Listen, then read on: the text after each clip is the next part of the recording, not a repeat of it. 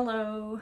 I wanted to take a moment to just talk about what's next. And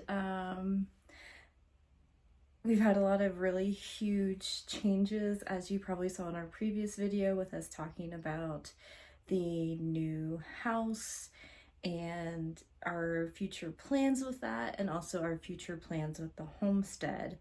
One of the things to kind of go along with this is that I wanted to explore options of passive income and figure out how we could utilize our time, closer to a lot of the metropolitan areas while we're here for the next few years to establish some roots.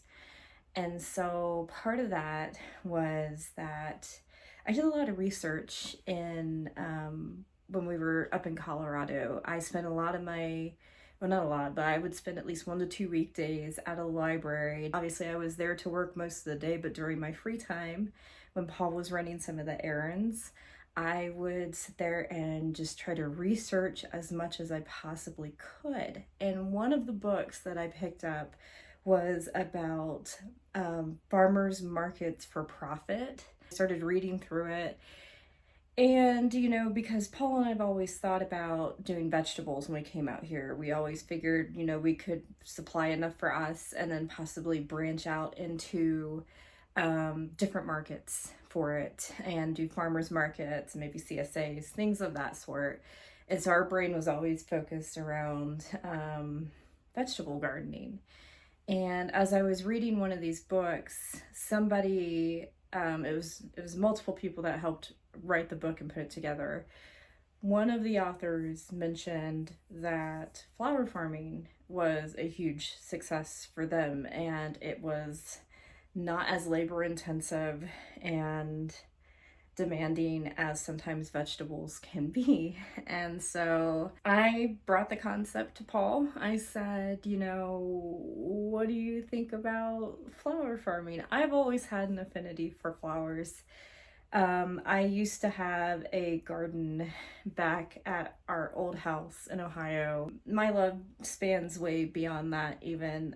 I remember, asking my parents and my mom for, could I buy these bulbs? Could I do that when we're out at the stores and the big box stores and things? Because I just think they're so beautiful. And so I did grow a little bit when I was younger. Wasn't as serious with the home garden either.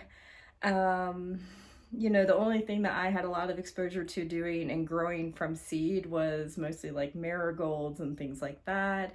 Otherwise, everything was brought in as plugs or transplants. It wasn't necessarily of my own cultivation for most of the time. But I did have a very beautiful backyard garden, which I really miss. Beyond that too, even when the garden wasn't, great, or I didn't have anything to cut, I would be frequenting like markets and grocery stores, things of that sort, buying just cheapo bouquets and arranging things myself. So I've always had this love for flowers and flower arranging. That was also kind of an inspiration as to why we're going to take this next step. But the other aspect, going back to the book I was previously talking about, is that it's kind of shown that flowers can be profitable. I don't know necessarily. It takes a lot of labor. I think that's the only caveat, is that you have to have somebody pick the flowers. You have to have somebody prep the flowers. You have to have somebody arrange the flowers, whereas you're picking produce, you're slicing, you have to wash it, obviously. And then you're just kind of moving on down the line. So there's some different aspects to it. But I brought the concept to Paul. Paul was pretty much on board with it. So that's kind of the route we've decided to go. So all of this past summer, I have spent, even while we were stationed up in Colorado, I was buying all kinds of stuff to get this started, boots on the ground right away. We've only been in this new house for probably about a week. Obviously, I still have a lot of boxes that haven't even been unpacked yet, and things that are just kind of just randomly sitting around, but I had to make time to get this started because we are right on that precipice with Arizona and getting things ready to go. And I'm really excited, guys. I'm from the Midwest, so our growing schedule is completely different. You have to wait forever for the snows to end in the spring. Once that is done, then finally you can get out and start planting. And then, you'll have harvest up into probably September. Might get a little too warm, or October. Sometimes people can extend their growing seasons out to that, but then the frost comes and then that's it. So you don't have a huge amount of growing time. I think we were in zone 5 but moving into zone 6 when I was last there, and now I'm going into a zone 8 that teeters towards zone 9, kind of like a subtropical type of thing, which I'm not used to. I'm not used to growing in the winter. Winter to me is the time when you kind of decompress and you plan for next year. So this is going to be very interesting. A lot of the gardens I see that kind of suffer out here is because people plant like how they did back in wherever they were from. And so in the summer times, the heat is so brutal here that it's really hard and difficult to grow a lot of things here without them just dying and wilting and just being a pain, and insects and all that fun stuff. So I'm looking forward to this adventure. I hope you'll join me. It could be a success. It could be a failure. I don't know, but I'm really excited to get this going. And we did this and we're doing this for another avenue to, bring in some cash flow and set ourselves up for success later on once we fully integrate into the homestead. I think it would be a huge struggle to just do everything out on the homestead. I'm not gonna lie. We aren't set up for the water out there yet. We would have to bring a lot of stuff in because we don't have shade or anything of that nature out there. So there would be a lot of upfront costs to get this started. As we're to hear, it can be trial and error, and we can make those mistakes and learn from them while we have time. Paul and I plan on still being here in this area, in this home, at least for 3 to 5 years as we get it fully paid off before we start venturing full-time out onto the land. We see this as a great opportunity to try things out, see what works and what doesn't. So hopefully you will join me as we start this venture. If you're in the area, by all means, if you have any advice for me, share it, because I'm an open book. Believe me, there's not a whole lot of books out there talking about this anyways. So I feel like I'm like a pioneer moving into this, even though I know that there are growers here in Arizona, but a lot of them are, in northern, where the elevation is a little bit different, where they get snows and things of that nature, and where the climate may not be necessarily as harsh. So there was a lady a few years ago who did own a large flower farm here in southeastern Arizona. And she was able to supply, like a lot of places, and, had that market down here. But unfortunately, she ended up moving away to the other side of the country. And they've been without a sustainable source of local flowers. And I feel like that's where I can come in and help. And, maybe I will meet some more farmers along the way. If they have a presence, I haven't seen it. But if you are out there, hey, but yeah, so there's a lot of good reasons why we want to do this and why we think it's going to work. It's just doing it. It's just getting in there and actually seeing, again, what works and what doesn't work, or if it works at all. So yeah, so anyways, I'm not going to keep rambling, but I wanted to make this video while the thoughts are still fresh, so you can see, what our plans are, and join us along the way as we start this exciting new chapter. So as I mentioned before, we were not even unpacked yet before I had to go ahead and start unboxing everything and getting it ready to go and ready to be planted. So I put the shelving units up, I unboxed our new seed trays and got them all placed just to make certain that everything would fit properly, which it did, thankfully, and just tried to get this done as quickly as possible. Paul was able to help with installing the grow lights onto the shelving units, which turned out great. And we finally had these freshly new and shiny seed trays that were in need of some dirt and some seeds.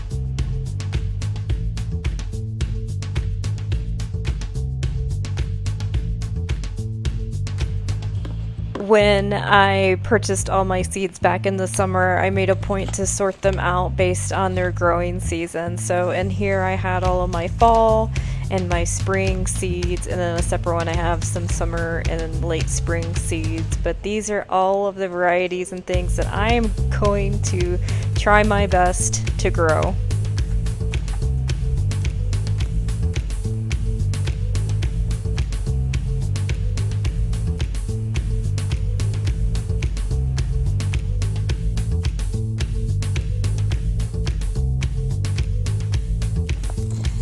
I'm going to start out with this yarrow first to give it a shot. It's important to read the instructions. So basically what I'm looking for at this point, since I've got my soil laid out in my trays, is I'm looking for the seed depth, and so it's a surface sow.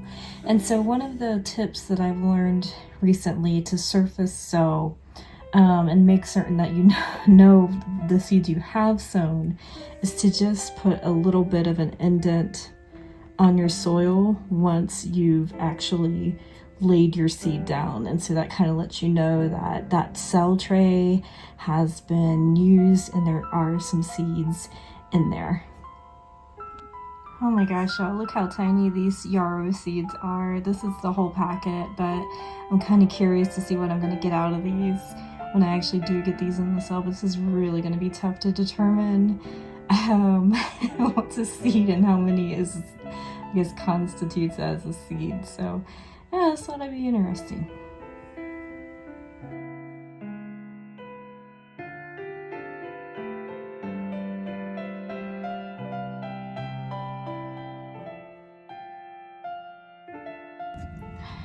Now I am actually going to water these from the bottom of the tray. That is kind of nice about these cell planters that I purchased, is that you can just simply sit your trays down in there, water from the bottom, which is pretty standard, I guess. But it's kind of important with these, especially when you're surface sowing, because what can happen is if you are using a spray bottle, it can just kind of blow everything off of the surface, and we don't want that to happen. So I'm going to go ahead and water these below and then get them under the grow lights.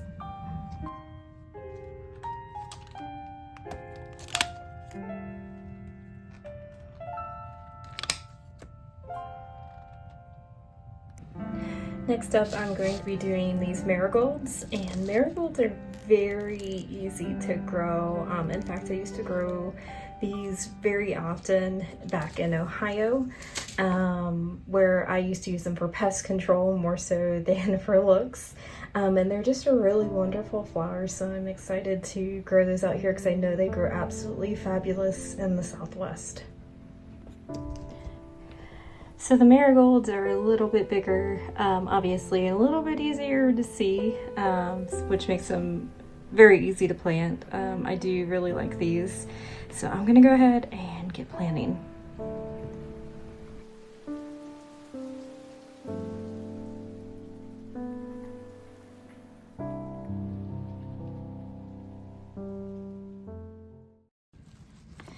So I made an oops, and I wanted to kind of go over it really quick. So I'm sure all the flower farmers out there watching this probably already have an idea of what I did wrong. So I went out and bought my potting mix, and I needed to get vermiculite, and for some reason it just did not trigger in my brain that it's not perlite, it's vermiculite. And when I opened this bag, I just instantly knew, because perlite is these just big giant white nodule type things, and they're good for storing water and helping with root growth and things like that. But vermiculite is just a little bit finer, it's a little bit different. So yeah, So don't make that mistake. And I have to go get some vermiculite at some point.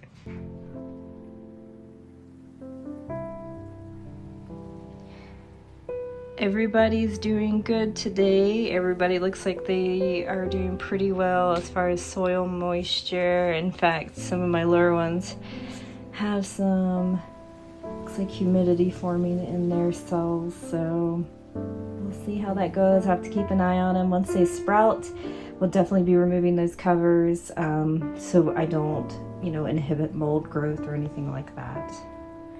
Everybody's doing good. Well, we finished up stuff on the inside. Paul did his best to help me on the outside by getting rid of some weeds and some thicker growth in the yard. Once we did that, we positioned the beds where we thought we'd want them, and then I went back through and kind of hoed out any thicker foliage and things that was just really tough and kind of hanging in there. So it was a lot of kind of hard labor to get through to that kind of hard rocky soil and get those just awful weeds kind of pulled up. Paul also lended a hand on helping me build some of the bigger 12-foot beds that I had purchased.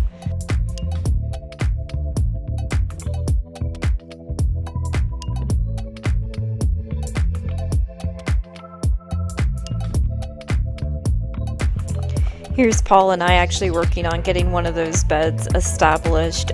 For most part, it was pretty easy, just a lot of screws, bolts, and wing nuts, nothing too overly complicated. While he was working on that, I also continued to clear out the area as best as I could to make certain that we wouldn't have any just overweed infestations. And eventually we had some shiny new beds waiting for compost and lots of topsoil. And we also had these other two smaller beds. So this is some of my diantha seeds, or Sweet William, that came in this tube. I've never actually received seeds like this, so it's kind of interesting. I'm sure somebody out there probably knows why they do this specifically. It's a little fascinating though. But yeah, I'm pretty excited about these. Are these just maybe coated perhaps or something? Is that why they're in this little container? I'm sure somebody seasonal out there knows why. Let me know.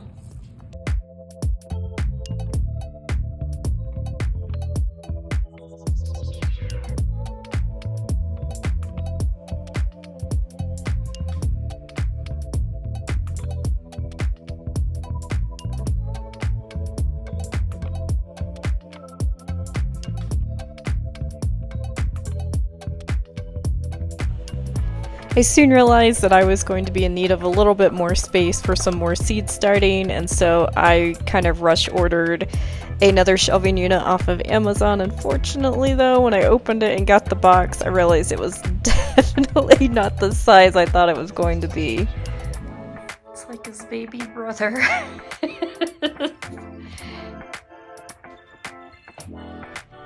But we'll make lemonade from those lemons and just keep on trudging forward. That's all I have for this update, my friends. Thanks for watching. Take care. See you next time.